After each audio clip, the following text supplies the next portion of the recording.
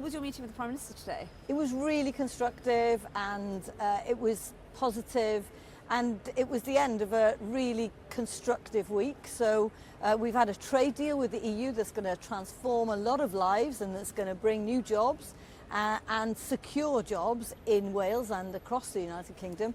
And we also, it was an opportunity to say how the additional money that we've had from the UK government has helped bring our waiting list down by 2/3 in 4 months. So it's, really positive things, but obviously we've got to look to the future as well. Looking to the future, you said you were going to tell Keir to cough up. What did you mean by, did you do that today? What did you mean by that? Well, there's lots of areas, and obviously the spending review is coming up, and lots of people are asking him and the Chancellor for additional funding. I'm asking for a fair share for Wales, as everybody else is making the case. Well, there's lots of different pockets of money that we've been looking for, and I've set that out very clearly in my Red Welsh Way speech. You have previously been pushing the Prime Minister on winter fuel. Are you confident that he is going to end up where you are? You've said you want all pensioners to get winter fuel. I was really grateful to him for listening, not just to me, but to people on the streets across our communities who were concerned about this. It was coming up a lot, and I'm really pleased that he's listened to the public and that we've seen a change in policy.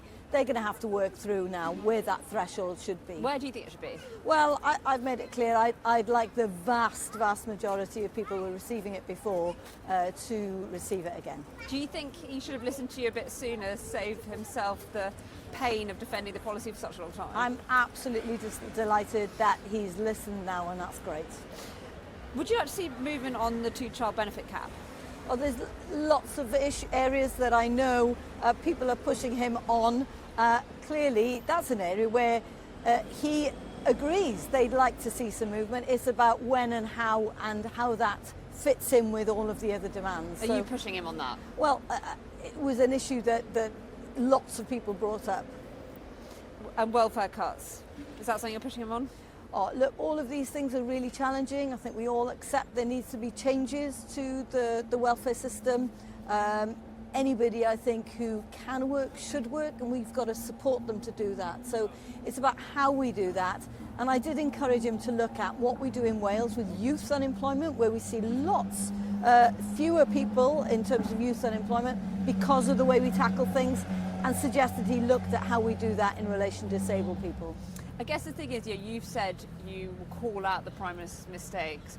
Where are those mistakes happening, and what are you calling out at the moment? Look, the important thing for me is that we build on the constructive relationship we've already had. We've had the biggest uplift we've ever seen since the start of devolution. That is transforming lives in Wales, including bringing those waiting lists down, which we hit an important milestone this week. We've been able to give an above inflation pay rise to people across the NHS this week. This is all because we've got a UK Labour government. We've seen the minimum wage rise. That's going to help about 120,000 people across Wales. All of these things means that there are opportunities when we work together, but obviously it's my job as First Minister of Wales to keep pushing him on things that matter to the people of Wales. And as First Minister of Wales, that you are facing a really challenging set of Senate elections next year. You could potentially not be in power. I guess, how are you finding selling some of these messages on the doorstep around the two-child benefit cap, around welfare cuts? Are you finding some of these policies difficult to defend? Well, the first thing I did when I became First Minister was to go and listen to the public to ask what are their priorities. The top of the list was the NHS, and I'm so delighted now that those longest waiting lists have been tumbling as a result of that additional money. So all of that is good stuff. They told us they wanted us to fill potholes. We're filling 70,000 potholes across Wales between now and the election. They told us they wanted to see better public transport. We've got an amazing rail system where we are funding it, where that's working well. We're demonstrating to the Welsh people that change has come. The additional money has come from Westminster, a Labour government in Westminster. But of course, you know, I'll always be pushing for more for Wales. So you say change has come. You know, do you think things have really got better for people, as you said they would during the election campaign, since Labour been in power? Well, they've certainly got better for those people who've just had a minimum wage uplift. It's certainly got better for all those health workers. Then who've why do you just think it had is that people seem to be an turning away uplift. from Labour? Well, I do think that when we see the results coming through now, that people feel it in their lives. Listen, the cost of living crisis is still upon us. We're all very aware. It's been great to see that the price cap on energy is going to be coming down again. So all of these things are starting to align. We need to see growth in the economy. We talked a lot about that, how we can make our contribution from a Welsh perspective to the UK economic growth. Do you accept that reform could, and it is a could, be in power in Wales? I think it's a genuine threat. I think people need to take it seriously. I'm certainly taking it seriously. And there's a danger that the things that people take for granted, like free prescription charges, like bus passes for free for the over 60s, like the fact that we give free breakfasts and free school meals for primary school children in Wales, like the fact that we reformed the dentist contract and the GP contract, all of those things have changed. There's a cap on care in Wales. You don't pay more than £100 a week if you've got care at home. All of those things people take for granted. They may go if there's another party in power in Wales. Why do you think people have voted for reform?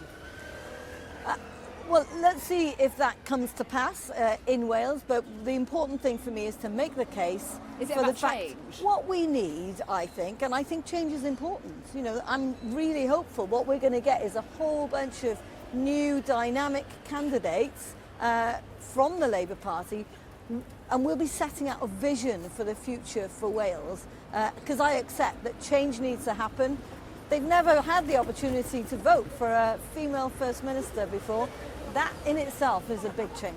Can I just ask you one more question? I do want to ask you about Benjamin Netanyahu's comments. He's said that we're basically on the wrong side of history because of the UK's criticism alongside France and Canada of their actions in Gaza. What was your reaction to his words? Well, I must say that I think that the atrocities of 7th of October, we've got to bear that in mind all the time. But there has clearly been a disproportionate response from Israel. I think what the Prime Minister said on Monday in terms of calling out the disaster that's going on in Gaza was absolutely the right thing to do, and I told him so today. Okay, thank you so much, Eluned Morgan. Thank you.